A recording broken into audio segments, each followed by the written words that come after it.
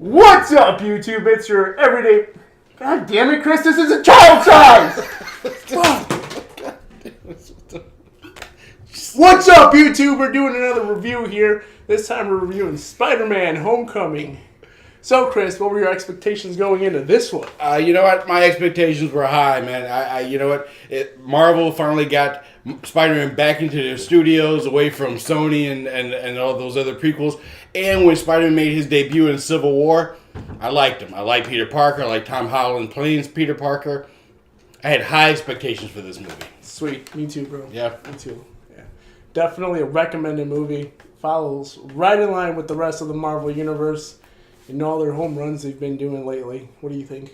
You know what? It was a solid movie. I would recommend you to go see it. Yeah. But I'm not going to lie to you. There were parts of it where I couldn't put my finger on it, but I left not loving it. It didn't blow me away. I liked it. I thought all the things were solid. The acting, the screenwriting, the action, everything was solid, but it was something that left me empty. It was like nobody goes by and buys a Toyota Corolla or a Camry and hates it. Everyone buys a Camry. I felt like I was watching a Camry of movies. Okay. I can see that. You went in and you got exactly what you expected, right? But it didn't blow you away like eating at Applebee's.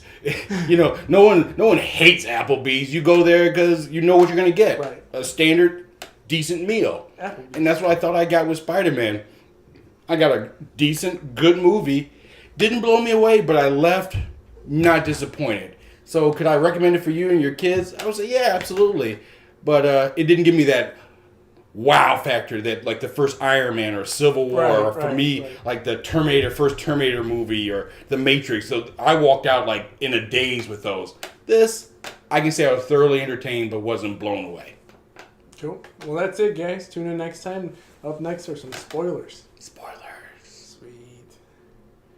All right, so you were mentioning one thing you really liked about this movie was the interracial cast they had, but they didn't outwardly push it towards you. You know what? And that's the thing I loved about it. I mean, okay, Flash Thompson in all the other versions of Spider-Man, he's a big white guy jock.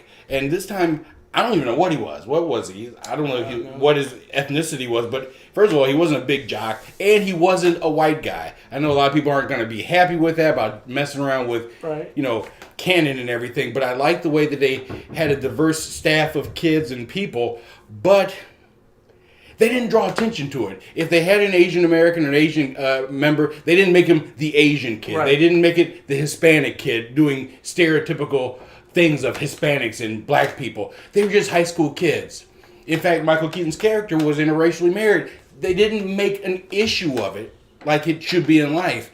They just were people doing their thing. And I really thought that was well done. Now, what totally caught me off guard was when Peter Parker does come up to pick up his date for prom, or homecoming. That's what it's called, homecoming. Right. And it is Michael Keaton chilling there. Yeah. That totally caught me off guard. I wasn't expecting it. That was good. And I'm telling you, Michael Keaton's character, he played that role. Oh, yeah. That scene in the car when he's telling his daughter to go outside and I want to have a man-to-man talk with Peter to talk about some things. But in the drive there, when Peter was talking and the daughter was talking about Spider-Man and all this, he was able to click one and one together and realize that Peter was Spider-Man. Right. And then he's tells his daughter, you know what, let me have a word with Peter. That was chilling. That was good. He played that. He threatened Peter and still was cool about it and said, okay, have fun.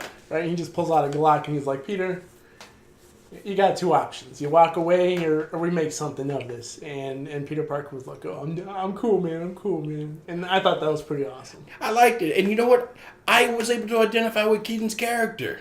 You know, he was talking about Tony Stark and the rich people and how they were the whole thing. He was scavenging parts, whatever he was doing with, and that was how he was making his living. And they were shut down. And he said nobody cares about the little guy. And I liked how they how you actually identify with his character. Some parts of it, I was actually hoping Spider-Man lost. Yeah, you know what I mean? Sure. I'm like, damn, Peter, move out the way, man. This man's... He's like, he just had to do one more heist. I'm like, let him do this one more heist, Peter. You know, you're 15 years old. You need to be studying for that spelling bee or whatever you're doing in Washington, D.C. Leave Michael Keaton alone. Right. I liked that. I liked how they addressed things that we all wondered in Spider-Man movies. Like, for example, how does Spider-Man swing around on buildings where there are no tall buildings? I like how they did that when he was in the suburbs and he spun the web and he just went out and left it and fell on the floor and he had to do a Ferris Bueller tribute through the lawns. That was funny. That was awesome. Real funny. That was awesome. Got no problems with the movie. There was just that it lacked a soul in some areas, but it was well executed. In fact, maybe that was part of it. It was almost too well done. It was almost like it was polished. I felt like in some parts I was watching a polished Disney product that sooner or later you're going to see on a cereal box and in a toy store ready to be sold to your kids for Christmas. It was almost too good. Oh yeah, for sure. I mean? They definitely have the Disney touch in the Marvel universe for sure. I don't know how I felt about the armor outfit though. I don't know how I felt about him having the Karen, the interface with the Spider-Man suit. Yeah, I think that's a good segue if they do plan to kill off or shut down Iron Man and the Avengers that they are now with the Infinity Wars, and then bring up some new Avengers. I think that it's a good fill-in for Iron Man, and Spider-Man could be their new leader. You know, I think it was a good.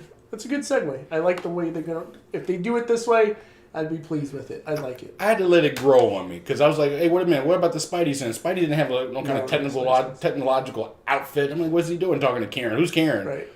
But it was still well done. So it wasn't the part where I was rolling my eyes saying this is garbage. I roll with it, and it was well integrated into the movie role. So that was cool. Yeah, for sure. And Marissa Tomei is Aunt May. Aunt May. Well, you know.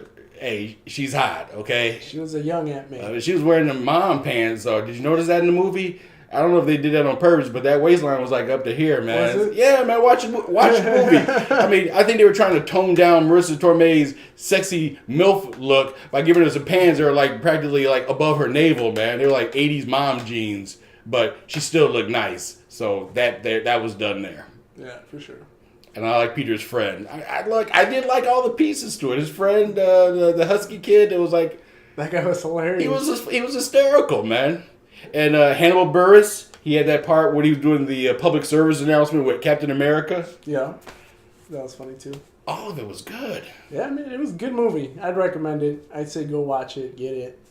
I'd say it's a solid movie. You will not be blown away, in my opinion. I still got a soft spot for the first two Spider-Man movies with Tobey Maguire, but whatever. This was a solid movie and you will be entertained. For sure. Alright guys, tune in next time. See ya. Bye.